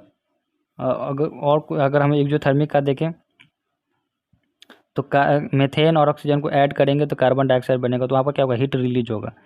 बाकियों में अभी तो देखें कि नाइट्रोजन ऑक्सीजन को क्या कर रहा है, हीट देने पर वह नाइट्रोजन मोनोऑक्साइड बन रहा है, तो क्या होगा, ये इंडोथर्मिक होगा। समझ में आ गया। सारे टाइप्स हम लोग डिस्कस कर लिए, यूज भी डिस्कस कर लिए। अब यहाँ पर क्वेश्चंस हैं उसको देखते हैं। देखिए अब हम लोग यहाँ से क्वेश्चन को डिस्कस करते हैं। देखिए यहाँ पर एक्सरसाइज क्वेश्चन है। पहला क्वेश्चन बोल रहा है कि which of the statement about the reaction below are incorrect, कौन गलत है। तो देखिए यहाँ पर प्लम्बम ऑक्साइड और कार्बन का रिएक्शन कराया जाए तो बन रहा है क्या, प्लम्बम और Pb प्लस में CO2 कार्बन डाइऑक्साइड। अब यहाँ पर देखिए पहला बोल रहा है कि लीड इज गेटिंग रिड्यूस्ड, तो यहाँ पर बोल रहा है कि लीड रिड्यूस हो रहा है, तो लीड यहाँ पर है। देखिए लीड रिड्यूस हो रहा है क्या, नहीं। कौन रिड्यूस हो रहा है, प्लम्बम ऑक्साइड। PbO जो है वह Pb में चेंज हो रहा है, तो ऑक्सीजन प्लम्बम ऑक्साइड से लॉस हो रहा है, तो क्या हो जाएगा, कौन रिड्यूस हो रहा है, प्लम्बम ऑक्साइड, ना कि Pb। अगला देखिए दूसरा बोला है carbon dioxide is getting oxide, तो कार्बन डाइऑक्साइड ऑक्सीडाइज हो रहा है, नहीं। कार्बन डाइऑक्साइड क्या हो रहा है, कार्बन ऑक्सीडाइज हो रहा है, कार्बन डाइऑक्साइड नहीं। तो क्या हो जाएगा, पहला और दूसरा गलत हो जाएगा। तीसरा में देखिए कार्बन इज गेटिंग ऑक्सीडाइज्ड, तो सही बात है। Lead oxide is getting reduced, lead oxide, हाँ सही बात है। तो फर्स्ट एंड सेकंड क्या हो जाएगा, गलत। तो इसका ऑप्शन ए जो हो जाएगा क्या हो जाएगा, सही। चलिए अगला कुछ सवाल देखिए। नेक्स्ट क्वेश्चन बोल रहा है यहाँ पर, देखिए क्वेश्चन नंबर 2 है Fe2O3 ferrous oxide plus aluminium जो है सो Al2O3 बनाना है, अल्मोनियम ऑक्साइड प्लस फेरस, यहाँ पर फेरस। तो आप यहाँ पर बताना क्या है कि एवब रिएक्शन इज एग्जाम्पल ऑफ किस चीज़ का एग्जाम्पल है ये। तो देखिए कम्बिनेशन रिएक्शन का, डबल डिस्प्लेसमेंट रिएक्शन का, या डिकम्पोजिशन का, या डिस्प्लेसमेंट रिएक्शन का। तो देखिए कम्बिनेशन रिएक्शन में बहुत सारे सब्सटेंस मिलकर एक बनते हैं, तो ये नहीं है, ये तो गलत है, पहला गलत है। दूसरा डबल डिस्प्लेसमेंट रिएक्शन, तो देखिए यहाँ पर फेरस ऑक्साइड है प्लस अल्मोनियम, तो फेरस यहाँ पर क्या हो रहा है, अल्मोनियम ऑक्साइड हो जा रहा है, फेरस ऑक्साइड अल्मोनियम ऑक्साइड हो जा रहा है, तो एक तो हुआ। उसके बाद दूसरा नहीं है, दूसरा कोई और जो है सो एक्सचेंज नहीं हो रहा, तो ये डबल डिस्प्लेसमेंट भी नहीं हो रहा है। ठीक है, अब देखिए नेक्स्ट इसमें डिकम्पोजिशन रिएक्शन, तो एक कंपाउंड अनेक कंपाउंड में टूट नहीं रहा, तो ये भी गलत है। तो कौन सा होगा, डिस्प्लेसमेंट रिएक्शन, सिर्फ डिस्प्लेसमेंट है, डबल डिस्प्लेसमेंट नहीं। ठीक है, देखिए अल्मोनियम जो है सो डिस्प्लेस कर रहा है आयरन को। अल्मोनियम देखिए यहाँ पर अल्मोनियम किसको डिस्प्लेस कर रहा है? आयरन को। दिख रहा है आपको? यहाँ पर क्या था? Fe2O3 था और इसके जगह पर क्या हो गया? Al2O3। तो किसको डिस्प्लेस कर दिया? अल्मोनियम किसको डिस्प्लेस कर दिया? आयरन को। समझ में आया? तो अल्मोनियम आयरन को डिस्प्लेस कर दिया तो क्या हो गया? अल्मोनियम जो है सो आयरन को आयरन 3 ऑक्साइड से जो है सो डिस्प्लेस कर दिया। ठीक है, चलिए नेक्स्ट क्वेश्चन देखिए। What happens when dilute hydrochloric acid is added to iron filing? क्या होगा जब हाइड्रोक्लोरिक एसिड को आयरन फिलिंग में ऐड किया जाएगा? यानी कि अभी हम कुछ देर पहले बताए थे कि आयरन को और एसिड को जब ऐड करेंगे तो क्या होगा? उसमें हाइड्रोजन गैस जो है सो रिलीज होता है और हाइड्रोजन रिलीज होता है और यहाँ पर बोला है कि hydrogen gas and iron chloride are produce. ठीक है, आयरन क्लोराइड क्या हो जाएगा? आयरन क्लोराइड प्रोड्यूस हो जाएगा। सही बात है। क्लोरीन गैस रिलीज होगा? नहीं। No reaction takes place? नहीं। आयरन साथ ये भाई सब गलत है। समझ में आया? तो ये ऑप्शन सही होगा। अब यहाँ पर पूछ रहा है question number 4, what is a balance chemical equation? Why should chemical equation भी बैलेंस? बैलेंस केमिकल इक्वेशन है क्या? और बैलेंस केमिकल इक्वेशन क्यों चाहिए? अब देखिए इसका आंसर यहाँ पर देखिए, the chemical equation in which the number of atoms of each element on both sides are equal is called balanced equation. क्या बोलेंगे उसको? Balance equation. केमिकल इक्वेशन जिसमें नंबर ऑफ एटम्स प्रत्येक एलिमेंट के दोनों साइड क्या होना चाहिए? बराबर, उसको हम लोग बैलेंस बोलेंगे। A chemical equation should be balanced because there is no loss. क्यों चाहिए? तो देयर इज नो लॉस और gain of any matter during chemical reaction. Chemical reaction के दौरान क्या नहीं होता है? कोई भी लॉस नहीं होता है या नहीं तो गेन होता है किसी भी मैटर का केमिकल रिएक्शन के दौरान। इसका मतलब हुआ that is law of conservation of matter must hold good for the reaction. Law of conservation of matter जो है, मैटर का कंजर्वेशन वह होल्ड रहता है रिएक्शन के दौरान, वो अच्छा होता है। नेक्स्ट क्वेश्चन देखिए, इसमें क्या बोल रहा है? 5 नंबर यहाँ पर क्वेश्चन है कि translate the following statement to chemical equation and then balance them. पहला है कि इसको ट्रांसलेट करना है केमिकल इक्वेशन में। तो हाइड्रोजन गैस कंबाइन कर रहा है, combines with nitrogen to form ammonia. तो कैसे लिखेंगे? देखिए यहाँ पर हम लिख दिए, हाइड्रोजन गैस जो है वो नाइट्रोजन के साथ कंबाइन कर क्या बना रहा है? अमोनिया। NH2 + N2 NH3, इसको क्या कर देंगे? बैलेंस। ठीक है, नेक्स्ट क्वेश्चन देखिए। इसमें नेक्स्ट क्वेश्चन बोल रहा है कि देखिए नेक्स्ट क्वेश्चन क्या बोल रहे हैं? Hydrogen sulphide gas burn in air to give water and sulphur dioxide. Hydrogen sulphide का क्या होता है? H2S। ठीक है, और ये क्या करता है? बर्न इन एयर, यानी ऑक्सीजन के साथ जलेगा तो ये क्या बनाता है? Sulphur dioxide plus water. समझ में आया? प्लस वाटर बना लेंगे। ठीक है, अगला सवाल देखिए। तीसरा सवाल बोल रहा है barium chloride reacts with aluminium sulphate. Barium chloride जो है किसके साथ रिएक्ट कर रहा है? अल्मोनियम सल्फेट के साथ। ठीक है, और ये दिए क्या आ रहा है? Give aluminium chloride and precipitate और बैरियम सल्फेट बन रहा है यहाँ पर। तो इसको हम लोग लिखेंगे कैसे? देखिए, BaCl2 barium chloride plus Al2SO4 whole thrice. ठीक है, barium chloride plus aluminium sulphate, ये दे क्या रहा है? तो बैरियम सल्फेट BaSO4, ये सॉलिड है, ये एक्वस है, ये जो है एक्वस है। बैरियम सल्फेट दे रहा है, प्लस में क्या दे रहा है? AlCl3 aluminium chloride. ठीक है, ये भी क्या है? एक्वस है। अब सबको बैलेंस कर देंगे। ठीक है, तो बैलेंस करेंगे तो यहाँ पर 3 लगेगा, यहाँ पर भी 3 लगेगा, 3 से मल्टीप्लाई करेंगे, यहाँ पर भी 2 लगेगा, तो यह बैलेंस कर दिए। ठीक है, नेक्स्ट सवाल देखिए। नेक्स्ट चीज़ का सवाल है, रुक जाइए 1 मिनट बता देते हैं जैसा। हाँ देखिए, नेक्स्ट इसका सवाल है कि इस पोटेशियम मेटल जो है रिएक्ट कर रहा है वाटर के साथ पोटेशियम हाइड्रोक्साइड देने के लिए एंड हाइड्रोजन गैस। तो पोटेशियम मेटल तो क्या हो जाएगा? K रिएक्ट करा है किसके साथ, वाटर के साथ, ठीक है, और देगा क्या, potassium hydroxide KOH plus hydrogen gas. समझ में आया। चलिए इसको बैलेंस कर सकते हैं। बैलेंस करेंगे तो यहाँ पर 2 हो जाएगा, यहाँ पर भी 2 से मल्टीप्लाई करना पड़ेगा, और यहाँ पर भी 2 से मल्टीप्लाई करना पड़ेगा, ठीक है। और ये जो है सो K जो है सो सॉलिड है, ये लिक्विड है, ये एक्वस है, ये हाइड्रोजन गैस है। नेक्स्ट सवाल देखिए, बैलेंस द केमिकल इक्वेशन, इसको बैलेंस करना है, ठीक है। तो बैलेंस कैसे करेंगे, ध्यान से देखिए, एक हम करके दिखाते हैं आपको। देखिए यहाँ पर कैल्शियम 1 है। अब देखना होगा कि सबसे ज़्यादा किसका है, एटम की संख्या है। तो एटम की संख्या सबसे ज़्यादा किसकी है इसमें, देखिए H2 है, N यहाँ पर कितना है 2 है, उसके बाद O यहाँ पर 2 और 3 5, इधर 5 है, इधर 5 है, और इधर कितना है 6 7, इधर O जो है 7 है, ठीक है, और इधर 5। तो क्या करना पड़ेगा, ऑक्सीजन को पहले बैलेंस करना पड़ेगा, ऑक्सीजन की संख्या ज़्यादा है। अब देखिए ऑक्सीजन को बैलेंस करते हैं। तो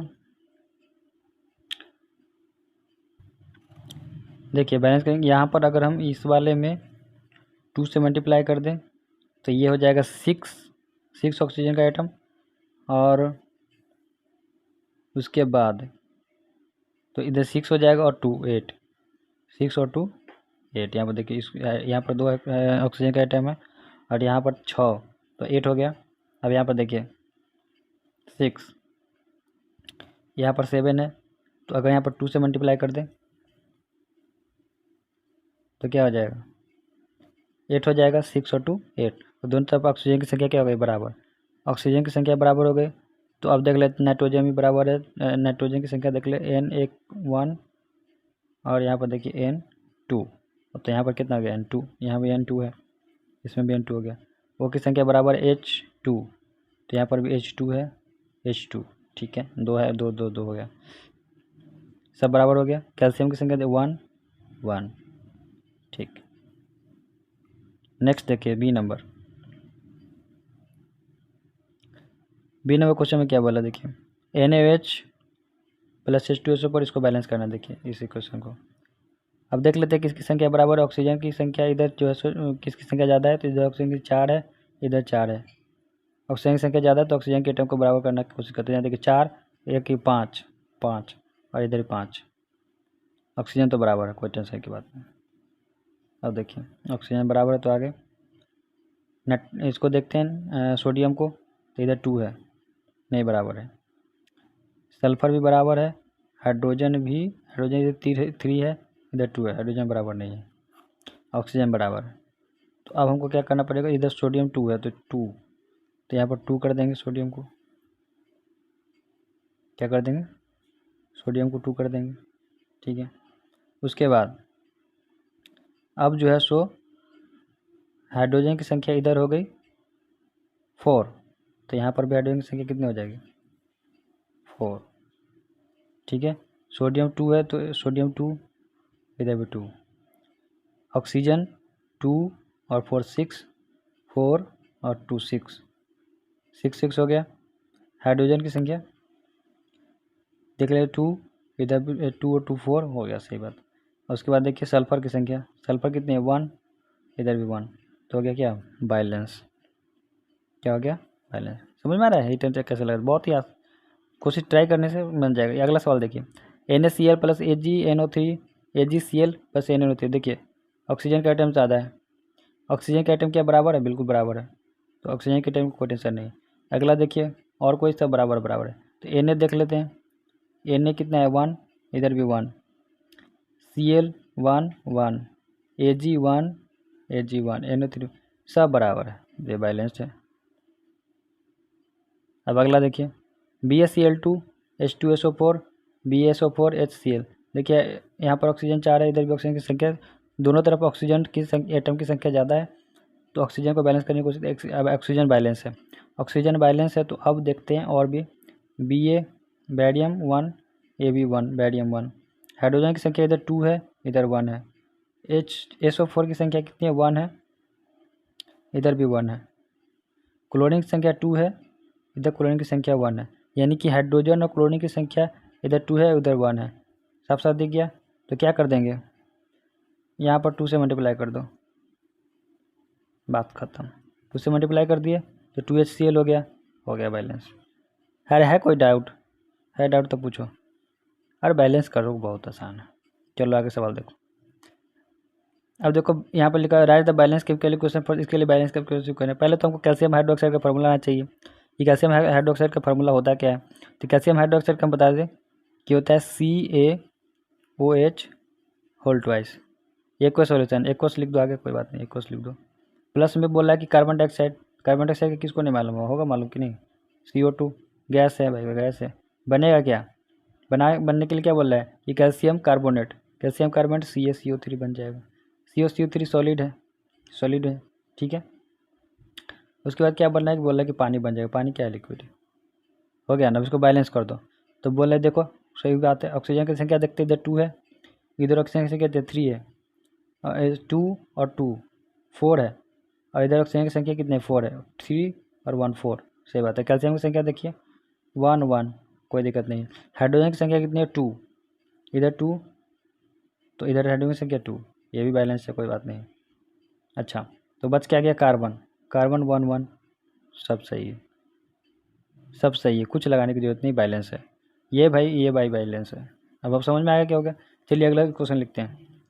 अगला क्वेश्चन देखिए, जिंक प्लस सिल्वर नाइट्रेट, तो जिंक का क्या हो जाएगा Zn, सिल्वर नाइट्रेट का क्या हो जाएगा, देखिए भाई सिल्वर नाइट्रेट का हो जाएगा AgNO3। समझ में आ रहा है कि नहीं आ रहा है? अरे आ रहा है कि नहीं आ रहा है? बताओ भाई बताओ, आप लोग बताओ। जिंक प्लस AgNO3 हो गया। अब देखिए इसको बैलेंस करने के लिए यहाँ पर एरो का साइन दे दिए, इधर जगह नहीं इस वजह से हम दे रहे हैं, टेंशन मत लीजिए, उधर ही देना है, ऐसे नहीं लिखना है, ऐसे ये जगह की वजह से लिख रहे हैं। देखिए जिंक क्या बन जाएगा, जिंक नाइट बोला है कि बन जाएगा जिंक नाइट्रेट, Zn का जिंक NO3 होल ट्वाइस, ये क्वेस है, समझ गए। उसके बाद क्या बन रहा है उसके बाद बन रहा है Ag सॉलिड है, समझ में आ गया। चलिए इसको बैलेंस कीजिए, बैलेंस करने के लिए बैलेंस कीजिए, क्या टेंशन की बात। देखिए ऑक्सीजन की संख्या पहले देखिए, ऑक्सीजन की संख्या ज़्यादा, इधर 3 है, इधर कितनी है, इधर 6 है भाई, इधर 3 है, इधर 6 है। तो ऑक्सीजन की संख्या पहले बैलेंस कर ले, ये देखिए 2 लगा दिए, 6 हो गया। अब Ag की संख्या देख ले, इधर कितना है 1, इधर 2 लगा दो। नाइट्रोजन की संख्या 2 है, इधर नाइट्रोजन की संख्या 2 है। जिंक की संख्या देखिए 1 1 है। हो गया बैलेंस। कोई समस्या है? नहीं होना चाहिए, कोशिश कीजिए आप लोग, सवाल देखिए, ठीक है। NCERT के सवाल देखिए। चलिए आगे बनाते देखिए आप लोग। चलिए अगला देखिए, एल्युमिनियम प्लस ये सी नंबर क्या बोला है, सी नंबर बोला है एल्युमिनियम प्लस कॉपर क्लोराइड, ठीक है। तो एल्युमिनियम प्लस कॉपर क्लोराइड बन क्या रहा है, एल्युमिनियम क्लोराइड और कॉपर, समझ में आ रहा है। चलिए अब इसका रिएक्शन लिख देते हैं, बैलेंस कर देना, क्या समस्या है। चलिए तो इसका हो जाएगा एल्युमिनियम Al, उसके बाद बोला है क्या बन जाएगा copper chloride CuCl2, copper chloride हो गया। एल्युमिनियम क्या है, इसके आगे लिख लीजिए सॉलिड है। कॉपर क्लोराइड क्या है, एक्वस सॉल्यूशन है। बन क्या रहा है, तो बन रहा है AlCl3, AlCl3 क्या हो जाएगा, सॉरी बन क्या रहा है एल्युमिनियम क्लोराइड, AlCl3 बन जाएगा। और ये क्या है, ये है एक्वस, समझ में आया कि नहीं। प्लस में बोल रहा है इधर कि एल्युमिनियम क्लोराइड प्लस कॉपर बन रहा है, देखिए Cu, ठीक है। अब इसको बैलेंस कर दीजिए, बैलेंस कीजिए। देखिए आप इधर देखिए क्लोरीन की संख्या कितनी है, 2 है, क्लोरीन की संख्या कितनी है, 3 है, तो बैलेंस नहीं हुआ। क्लोरीन की संख्या देख लेते हैं, 6 बैलेंस करते हैं इसको। तो यहाँ हम 2 से मल्टीप्लाई कर दें, यहाँ 3 से कर दें, तो 6 हो गया। एल्युमिनियम की संख्या अब कितनी है, 2 है, और यहाँ पर एल्युमिनियम की संख्या कितनी है, तो 2 कर देते हैं इसको, समझ में आ गया। इधर देखिए कॉपर की संख्या कितनी होगी 3, और इधर कॉपर की संख्या कितनी है 1 है, 3 से मल्टीप्लाई कर दीजिए। देखिए 2 3, अरे आया समझ में आपको, वेरी गुड, आएगा।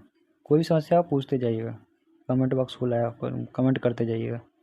चलिए नेक्स्ट, नेक्स्ट हम लोग देख लेते हैं डी नंबर में। यहाँ पर बोले देखिए डी नंबर धमाकेदार करेंगे, टेंशन नहीं है। लीजिए सवाल, डी नंबर बोला बेरियम क्लोराइड। बेरियम क्लोराइड का बताइए BaCl2 होता है कि नहीं। आप लोगों को फार्मूला याद नहीं है तो हम फार्मूला का डाल दिए हैं लिंक, जिस समय फार्मूला पढ़ते हैं उस समय ही लिंक डाल दिए थे, जाके इंस्टा पर चेक करते, इंस्टा का लिंक डाले हुए हैं, आप लोग वहाँ से देखिए। चलिए आगे देखिए, उसके बाद बोल रहा है क्या, देखिए इसको मिटाते हैं। इसके बाद देखिए बोल रहा है बेरियम क्लोराइड, ये सवाल बनाना है बेरियम क्लोराइड। तो बेरियम क्लोराइड का BaCl2 एक्वस है, क्लोराइड है, मतलब सॉल्यूशन है, एक्वस सॉल्यूशन, ठीक है, AQ लिख दिए। प्लस देखिए उसके बाद बोल रहा है क्या कि पोटेशियम सल्फेट। पोटेशियम सल्फेट को बताइए K2SO4 होता है कि नहीं होता है। K2SO4 याद कर लीजिए, पोटेशियम सल्फेट, पोटेशियम के लिए K, सल्फेट के लिए SO4। अरे है कोई समस्या नहीं है। आगे देखिए BaSO4, किसके लिए लिखा है BaSO4, बेरियम सल्फेट के लिए, ठीक है, BaSO4 बेरियम सल्फेट, ये भी सॉलिड है। प्लस प्लस करेंगे, यहाँ पर क्या करेंगे, प्लस। प्लस में बोल रहा है कि पोटेशियम क्लोराइड बन जाएगा, तो पोटेशियम क्लोराइड का क्या होता है KCl, बैलेंस कर रहे हैं। उसी तरह की संख्या चेक करेंगे, ऑक्सीजन की संख्या कितनी, इधर 4 है, इधर भी देखिए 4 है, 4 दोनों तरफ है, तो 4 बैलेंस ऑक्सीजन। देखिए क्लोरीन की संख्या इधर 1 है, इधर इधर कितनी है 2 है, 2 से मल्टीप्लाई कर देंगे। यहाँ पर देखिए अब पोटेशियम की संख्या कितनी हो गई 2, इधर पोटेशियम की संख्या 2 हो गई, बेरियम की संख्या 1 है, बेरियम की संख्या 1 है। समझ में आ रहा है, ठीक है, हो गया, बैलेंस हो गया भाई। चलिए बैलेंस हो गया ये। नेक्स्ट देखिए, नेक्स्ट यहाँ पर देखिए सवाल 8 नंबर डिस्कस कर देते हैं। देखिए आप लोग बैलेंस करने का तरीका, right the balance chemical equation the following entity, identify the type of reaction in each of the following. Identify करना है रिएक्शन लिख करके कि कौन कौन सा रिएक्शन है या नहीं है, ठीक है। ये देखिए पोटेशियम ब्रोमाइड, क्या है पोटेशियम ब्रोमाइड, पोटेशियम ब्रोमाइड का क्या लिखते हैं, पोटेशियम का क्या होता है K, ब्रोमाइड का Br। पोटेशियम ब्रोमाइड जो है एक सोल्यूशन लिखा हुआ है, पोटेशियम एक लिख दीजिए आप साफ साफ। अगला देखिए ये बेरियम आयोडाइड कैसे करते हैं, बेरियम का Ba, आयोडाइड का I2, ये भी क्या है एक सोल्यूशन। अब देखिए यहाँ पर एरो का साइन दीजिए, बन क्या रहा है पोटेशियम आयोडाइड। पोटेशियम आयोडाइड का होता है KI, ये एक्वस है, और ये बेरियम ब्रोमाइड है। बेरियम ब्रोमाइड के लिए क्या होता है BaBr2, ठीक है, एक्वस सोल्यूशन, AQ लिख दीजिए। समझ में आ गया, अब इसको बैलेंस करना है, बैलेंस कीजिए, बैलेंस कीजिए। देखिए देखिए कैसे बैलेंस करेंगे। यहाँ पर देखिए I2 है, ठीक है, आयोडीन 2 है, यहाँ पर आयोडीन कितनी है 1 है, 2 कर दीजिए। अब देखिए यहाँ पोटेशियम की संख्या कितनी हो गई 2, इधर पोटेशियम संख्या कितनी है, नंबर कितने पोटेशियम एटम की 1, तो यहाँ पर 2 से मल्टीप्लाई कर दिए। अब यहाँ पर देखिए बेरियम की कितनी हो गई संख्या, तो यहाँ पर देखिए 2, तो यहाँ पर बेरियम की संख्या कितनी है 2, और यहाँ पर देखिए Ba की संख्या कितनी है 1 इधर साइड में, तो यहाँ पर कितनी है 1, हो गया ना बैलेंस। I2 है इधर I2, हो गया बैलेंस, हो गया बैलेंस। समझ में आ रहा है, बहुत आसान है, आसान है, समझे ना। चलिए अगला देखिए, कोई भी डाउट है पूछते जाइए, हम लोग अभी बहुत सारे क्वेश्चन डिस्कस करेंगे, आज पूरा नहीं करेंगे, क्वेश्चन बच जाएंगे, कल टेस्ट हो जाएगा, उसके बाद फिर डिस्कशन होगा, दूसरा चैप्टर चलेगा, उसके साथ साथ मैं वीडियो क्वेश्चन डिस्कशन का भी डाल दूंगा, आप लोगों को ये क्वेश्चन करा दूंगा, बहुत टेंशन नहीं लीजिए। चलिए भाई एग्जाम्पल सब करा दूंगा, अभी मैं थोड़ा सा इसको डाल दे रहा हूँ, ये NCERT वाला। चलिए कल टेस्ट है, आप लोग ध्यान रखिए, कल जिसको भी आना है, जो भी लोग वीडियो देख रहे हैं, कल टेस्ट में जल्द पार्टिसिपेट कीजिए। लिंक सारे यूट्यूब वीडियो, जितने भी यूट्यूब वीडियो मैंने डाला है सबके डिस्क्रिप्शन में लिंक अवेलेबल रहेगा, आप जाइए वहाँ से क्लिक करके टेस्ट दीजिए। सारे टेस्ट जो है वो ऑब्जेक्टिव होगा, कल 10 बजे अवेलेबल हो जाएगा, 10 बजे शाम तक, 10 बजे सुबह अवेलेबल होगा, 10 बजे शाम तक रहेगा, समझ गए। चलिए अगला सवाल कर लेते हैं, फिर बातें करते हैं। चलिए नेक्स्ट, जिंक कार्बोनेट, यहाँ देखिए दूसरा नंबर वाला जिंक कार्बोनेट का, अब इसका रिएक्शन टाइप भी बताना था। ओ देखिए ये जो डबल डिस्प्लेसमेंट था, पहला वाला डबल डिस्प्लेसमेंट था, ठीक है, क्योंकि देखिए यहाँ पर पोटेशियम ब्रोमाइड हो गया, ये पोटेशियम आयोडाइड हो गया, तो पोटेशियम ब्रोमाइड को डिस्प्लेस, यहाँ पर देखिए पोटेशियम जो है यहाँ पर ब्रोमाइड को डिस्प्लेस कर दिया कौन, आयोडीन, तो ये पहला हो गया। दूसरा में देखिए बेरियम आयोडाइड, ये बेरियम ब्रोमाइड, तो यहाँ पर आयोडाइड को कौन डिस्प्लेस कर दिया ब्रोमाइड, तो ये डबल डिस्प्लेसमेंट हो गया। समझ में आ रहा है कि नहीं आ रहा है। चलिए जब पहला तो डबल डिस्प्लेसमेंट हो गया, दूसरा देखिए, दूसरा टर्म में देखिए दूसरे का देखिए यहाँ पर हो जाएगा जिंक कार्बोनेट ZnCO3। कार्बोनेट का CO3 होता है, गैस है, इसको हीट किया जा रहा है। जिंक कार्बोनेट जो है so zinc oxide carbon dioxide में टूट रहा है। तो कब टूटेगा? हीट के थ्रू टूटेगा। समझ में आ रहा है कि नहीं? हीट करेंगे तो यहाँ पर हीट लिख दो, HEAT, इस एरो के ऊपर लिखना है, ठीक है। तो जिंक ऑक्साइड ये सॉलिड है। अब देखिए प्लस कार्बन डाइऑक्साइड में टूट रहा है, दिया हुआ है, बैलेंस कर दीजिए, कोई टेंशन है क्या बैलेंस करना? देखिए यहाँ पर 3 है, यहाँ पर देखिए ऑक्सीजन की संख्या 3 है। अब देखिए कार्बन की संख्या 1 है, कार्बन की संख्या 1 है, जिंक की संख्या 1 है, जिंक की संख्या बैलेंस्ड है। अब ये साफ साफ दिख रहा है, देखिए एक कंपाउंड बहुत सारे कंपाउंड में टूट रहा है, हीट करने पर इलेक्ट्रोलाइसिस करने पर, हीट करने पर, फोटो डिकम्पोजिशन पर, 3 चीज़ पर अगर टूटेगा तो क्या होगा? वो डिकम्पोजिशन रिएक्शन होगा। क्या होगा इसका नाम? डिकम्पोजिशन। चलिए नेक्स्ट टाइप को देखिए, सी नंबर टाइप देखिए। सी में क्या बोल रहा है? हाइड्रोजन और क्लोरीन को आपस में रिएक्शन कराए हैं तो हाइड्रोजन क्लोराइड बनाइए, तो कम्बिनेशन रिएक्शन है। देखिए दो को बनकर दो रिएक्टेंट एक प्रोडक्ट बना रहे हैं, तो हाइड्रोजन का H2, क्लोरीन का Cl2 और बना रहे हैं भाई साहब हाइड्रोजन क्लोराइड HCl। देखिए 2 है तो 2 लगा दीजिए, हो गया बैलेंस। ये भी गैस और ये भी गैस। चलिए कोई डाउट नहीं होना चाहिए, ये तो भाई कॉम्बिनेशन रिएक्शन है, कोई समस्या नहीं होनी चाहिए, बहुत ही आसान सवाल। अगला देखिए मैग्नीशियम प्लस हाइड्रोक्लोरिक एसिड, ठीक है। मैग्नीशियम का लिखिए Mg। मैग्नीशियम क्या क्या होता है बताइए? Mg होता है कि नहीं होता है? मैग्नीशियम का Mg होता है, प्लस में हाइड्रोक्लोरिक एसिड HCl होगा कि नहीं होगा? होगा। अब देखिए Mg क्या है, रुकिए एक बार अच्छे से लिख दें। Mg क्या है? सॉलिड है। उसके बाद देखिए HCl क्या है? ये भी वैसा ये एक्वस सोल्यूशन है। अब ये बना के आ रहे हैं MgCl2 प्लस में क्या बना रहे हैं? MgCl2 ये है क्या? ये भी एक्वस है। और ये बना के आ रहे हैं वैसे प्लस H2 हाइड्रोजन। देखिए यहाँ पर साफ साफ लिखा हुआ है, ये D नंबर सवाल, ठीक है। अब इसको बैलेंस कर दीजिए। अब चेक कर लीजिए, मैग्नीशियम देखिए 1 है, मैग्नीशियम इधर भी 1 है, हाइड्रोजन की संख्या कितनी है? 2 है, हाइड्रोजन 2 कर दीजिए। चलिए यहाँ पर हाइड्रोजन संख्या 2 कर दी। क्लोरीन भी 2 हो गया, देखिए क्लोरीन 2 है, क्लोरीन 2 हो गया, बाकी सब 1 है, हो गया ना बैलेंस? बस यही बैलेंस है। और ये देखिए मैग्नीशियम और क्लोरीन का रिएक्शन करा रहे हैं तो यहाँ पर MgCl बन रहा है, हाइड्रोजन को हटा दे रहा है और ये बन जा रहा है।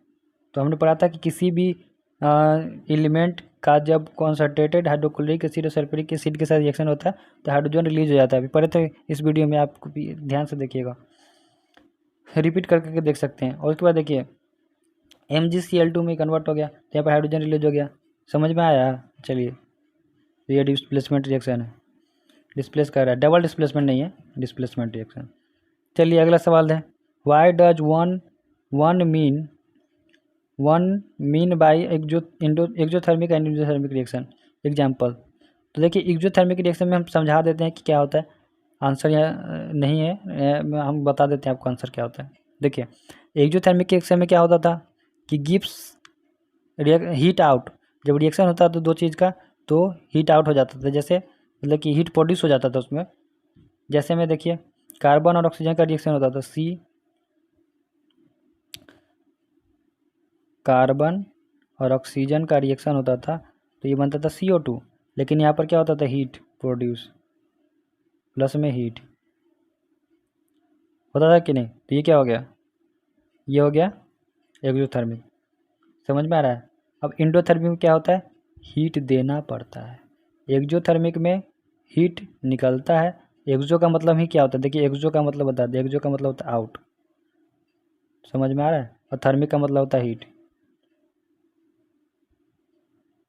ठीक है कि नहीं? बस सही है। चलिए नेक्स्ट देखिए, उसके बाद बोल रहा है इंडोथर्मिक रिएक्शन। इंडोथर्मिक रिएक्शन में क्या होता है? हीट देना पड़ता है।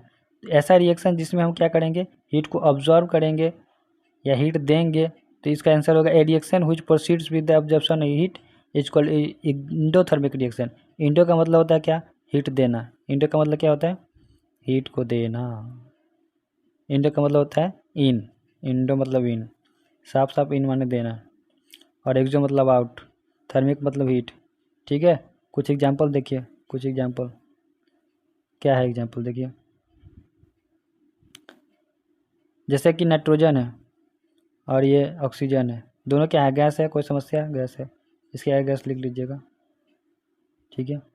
अब ये देखिए रिएक्शन करके बना रहा है एन और नाइट्रोजन मोनोऑक्साइड, ये भी गैस है।